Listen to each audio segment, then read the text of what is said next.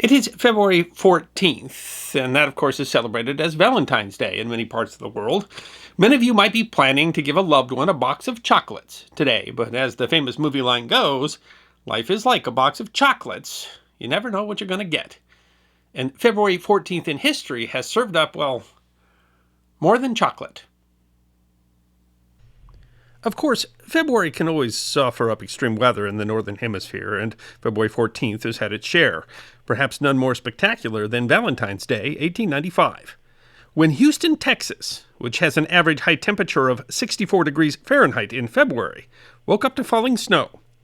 Snow is uncommon in Houston. Newspapers in 1895 noted that the 1895 snow was the first snow that had fallen in the city in 40 years. But 1895 was something rather startling. As the National Weather Service reports, 20 inches of snow falling over a 2-day period, while some period newspapers report totals exceeding 2 feet. The extraordinary winter storm brought snow throughout the American South, including 8 inches in Galveston and record snowfalls in New Orleans and in Alabama, Florida, and even Tampico, Mexico. The Boston Evening Transcript opined, "You will be convinced that the sunny South is not as sunny as it used to be." Winter weather is much more common on the Atlantic seaboard, but even severe weather veterans in the American Northeast and along the east coast of Canada were caught off guard in 1982 when they were hit by a cryptically named meteorological bomb, a term for a storm that rapidly intensifies. The National Weather Service writes that the bomb exploded in the Atlantic, southeast of Newfoundland. Ships in the area reported 100-knot winds and 65-foot waves.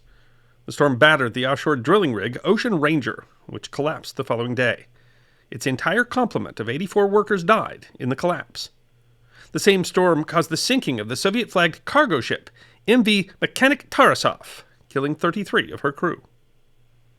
February 14th does hold importance for the American Republic. France decided to officially recognize the rebellious colonies following the 1777 American victory over the British in the battles of Saratoga. On February 14th, 1778, the U.S. Navy sloop of war Ranger, commanded by John Paul Jones and flying the Stars and Stripes of the new Republic, encountered the French ship of the line Robust off the coast of France. Robust fired a 9-gun salute, an event that is described as the first official salute to the U.S. Stars and Stripes flag by a foreign government. February 14th would add 2 stars to that flag. Oregon was admitted to the Union on February 14th, 1859, and Arizona was admitted to the Union on February 14th, 1912. On February 14th, 1849, President James K. Polk visited New York City, where he sat for a photograph in the studio of celebrated photographer Matthew Brady. The daguerreotype of the president is the first known to have been taken of a sitting U.S. president. The American Republic was forever changed on February 14, 1870. The previous December, the governor of the territory of Wyoming had officially approved a law explicitly granting women the right to vote. It was the first law in U.S. history to grant women suffrage. But one R.S. Barr, Justice of the Peace in the city of South Pass in Sweetwater County, opposed the idea and resigned his position in protest. The Board of Supervisors appointed in his place Mrs. Esther Hobart Morris, who began her tenure on February 14th, 1870, the nation's first female judge. The territory of Utah had followed Wyoming, its territorial legislature granting women equal voting rights to men on February 12, 1870.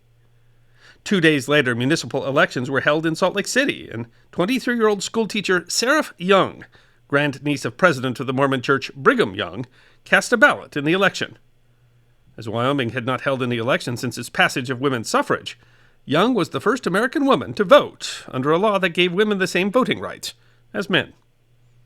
The day on which we celebrate love has not, of course, been free from war. On Valentine's Day, 1797, British and Spanish fleets met off of Cape St. Vincent, off the coast of Portugal, part of the 1796 to 1808 Anglo-Spanish War. While heavily outnumbered, the Royal Navy was better prepared for the battle. At a desperate point in the battle, the relatively junior commander of the 74-gun ship-of-the-line HMS Captain loosely interpreted orders and engaged in a bold attack on a group of Spanish ships. Brazenly leading a boarding party with the line, "Westminster Abbey" or "Glorious Victory," the captain's boarding parties captured the first-rate ship-of-the-line San Nicolas. And when the first-rate San Joseph tried to come to San Nicolas's aid, the boarding parties captured her as well. The British won a victory that was much needed at the time, but perhaps more important to history. The victory was well sold to the British public, making a public hero of the young commander of HMS Captain, Horatio Nelson, who was knighted and made a rear admiral. Nelson's bold maneuver of crossing one captured Spanish ship to board another was called by the Royal Navy Nelson's Patent Bridge for boarding first rates. Admiral Nelson would go on to become one of the greatest heroes in the history of the Royal Navy. The irony of the day was not lost on the battle's participants. A gunner aboard HMS Goliath was famously quoted, "We gave them their Valentines in style." Nor has Valentine's Day been free from crime. Of course not. Valentine's Day 1929 represents one of the most notorious crimes in U.S. history, when 7 members of Chicago's North Side Gang were killed in a Lincoln Park garage, presumably as a part of a war with the Chicago outfit, led by Al Capone. The gruesome murder became a symbol of mob violence of the era and cemented Chicago's reputation as the center of gang crime. While he was not killed in the massacre, the leader of the North Side Gang, Bugs Moran's power was broken. And while he was never prosecuted for the crime, outrage over the murder spurred law enforcement to action, eventually resulting in Capone's federal conviction for tax evasion. And while Valentine's Day might seem a nice night to take a date to a romantic movie, Valentine's Day 1931 represents the release of a very un-Valentine's movie classic. The 1931 film Dracula was the first sound adaptation of Bram Stoker's novel about the famous vampire, with the eponymous lead role played by what many people believe to be its definitive actor, Bela Lugosi. Considered a masterpiece of the horror genre, the film had great critical and commercial success. In 2009, MTV noted the cultural impact of the film. When you think of a vampire, your basic Hollywood bloodsucker with the Eastern European accent, the black cape, and the slick back hair, you're thinking of Bela Lugosi in Dracula. Even people who haven't seen the film can imitate the voice, or at least the version filtered through the Count on Sesame Street, and everyone knows it's a classic horror film from the same era that produced movies like Frankenstein, The Invisible Man, and The Mummy. Every modern vampire, including the mopey adolescent one in Twilight, owes something to the 1931 original. In the year 2000, the film was selected for preservation in the United States National Film Registry by the Library of Congress as being culturally, historically, or aesthetically significant. So maybe sitting down to watch Dracula can become your new Valentine's Day tradition, followed by the multiple Academy Award-winning, very unromantic, psychological horror thriller Silence of the Lambs, which was released on Valentine's Day in 1991. February 14th holds an important spot in the history of science and technology. The website Science Shot opines the invention of the telephone is one of the most consequential technological advancements in modern history.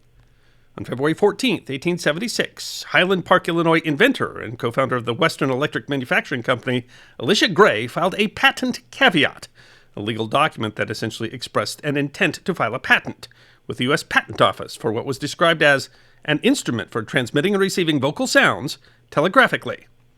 The same day, a lawyer representing Boston University professor Alexander Graham Bell filed a patent application for what was described as a harmonic telegraph. The competing applications would lead to a court battle over possibly the single most valuable patent in history. The patent dispute was more than just an argument over whose application arrived first. Allegations flew back and forth of spying and theft, and large corporations spent a great deal of money trying to convince the public of their claims. The Patent Office ruled in favor of Bell, cementing his legacy as the inventor of the telephone.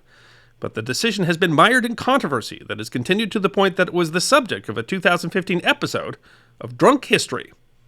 Legal disputes, called the telephone cases, continued for nearly a decade, and eventually inventor Thomas Edison also became involved. The United States Supreme Court finally upheld Bell's patent in March of 1888. Despite the many claims that Bell had stolen Gray's idea and credit, in 2020, physics professor Dr. Benjamin Brown examined original evidence, publishing his findings in an issue of the Proceedings of the Institute of Electrical and Electronic Engineers. Brown was able to use original documents to refute claims of spying by Bell, writing, "I believe that the seemingly never-ending 144-year-old controversy is now settled. Bell's character and reputation should no longer be in question regarding this matter." Brown notes, however, perhaps the most salient point. While the patent dispute might have been over who profited the most from the invention of the telephone, both Bell and Gray were merely part of a long development process. It may be impossible, Brown writes, to completely avoid the broader question: who invented the telephone? In fact, many inventions were developed over time, leaving open the question of who invented, but still advancing technology in numerous ways. On February 14th, 1978, Texas Instruments engineers Gary Boone and Michael Cochran received a patent for a variable function programmed calculator. Part of the patent included what they called a micro on a chip. A continuation of patents from 1971, 1973, and 1974, and the pioneering work of Texas Instruments electrical engineer Jack Kilby, the patent is considered to be the first to include a single-chip microcontroller, essentially a computer, on one chip. The New York Times wrote, "It contains more than 20,000 transistors and other electronic parts on a tiny chip of silicon, less than 1/5 of an inch square, enclosed in black plastic." Calling the device a miracle chip, the Times writes that various forms are used in telephones, television tuners, microwave ovens, electronic games, and sewing and washing machines. The patent also suggested potential applications including taximeters, digital voltmeters, event counters, automobile odometers, and measuring scales. Technology got another boost from NASA on February 14, 1989. The global positioning system today affects nearly every person in the world and every facet of modern life. And while the project, originally called Navstar, started as a constellation of satellites that would be used for military navigation in 1973, has become so integrated in modern technology that a 2018 study by the U.S. Department of Commerce determined that the system has produced $1.4 trillion in economic benefit to the United States. Still, 16 years after the project started, no fully functional GPS satellite had yet been launched. The so-called Block 1 satellites, launched between 1978 and 1985, were concept validation satellites. Fully functional satellites weren't launched until the Block 2 satellites. And the first of those, called USA-35 or Navstar 2-01, launched on February 14th, 1989. The GPS constellation was declared operational in 1995. And while GPS helps to find location here on Earth, February 14, 1990 provided an unprecedented opportunity to see Earth's place in the wider universe. That Valentine's Day, the Voyager 1 spacecraft took a series of photographs that included 6 planets of our solar system in what was called the family portrait from an astounding 3.7 billion miles from Earth. Earth's portrait appeared as what has been dubbed the pale blue dot, NASA wrote in 2010. 20 years ago, on February 14th, NASA's Voyager 1 spacecraft had sailed beyond the outermost planet in our solar system and turned its camera inward to snap a series of final images that would be its parting valentine to the string of planets it called home. Mercury was too close to the sun to see, Mars showed only a thin crescent of sunlight, and Pluto was too dim, but Voyager was able to capture cameos of Neptune, Uranus, Saturn, Jupiter, Earth, and Venus from its unique vantage point. These images, later arranged in a large-scale mosaic, make up the only family portrait of our planets arrayed about the sun. It was the last photograph taken by Voyager 1, which had been launched in 1977. NASA explains that after these images were taken, mission managers started powering down the cameras. The spacecraft wasn't going to fly near anything else, and other instruments that were still collecting data needed power for the long journey to interstellar space that was ahead. Astronomer Carl Sagan wrote of the pale blue dot, "That's here. That's home. That's us. On it, everyone you love, everyone you know, everyone you ever heard of, every human being who ever was, lived out their lives." It actually seems rather odd that February 14th has become a day that we celebrate love. From around 500 AD until 1968, the Feast of St. Valentine's was celebrated on February 14th as part of the Catholic liturgical calendar. But the date February 14th was chosen because by tradition that was the day that St. Valentine of Rome was martyred by beheading. And plenty of very non-Valentine's-y things have happened on February 14th. As the people of Parkland, Florida, can attest. But maybe this date and all its history of love and of tragedy, of science and of horror, and even of snow, reminds us how precious life is. on this pale blue dot that has hosted so much history. I hope you enjoyed watching this episode of The History Guy, and if you did, please feel free to like and subscribe and share The History Guy with your friends. And if you also believe that history deserves to be remembered, then you can support The History Guy as a member on YouTube, a supporter on our community at Locals, or as a patron on Patreon. You can also check out our great merchandise shop or book a special message from The History Guy on Cameo.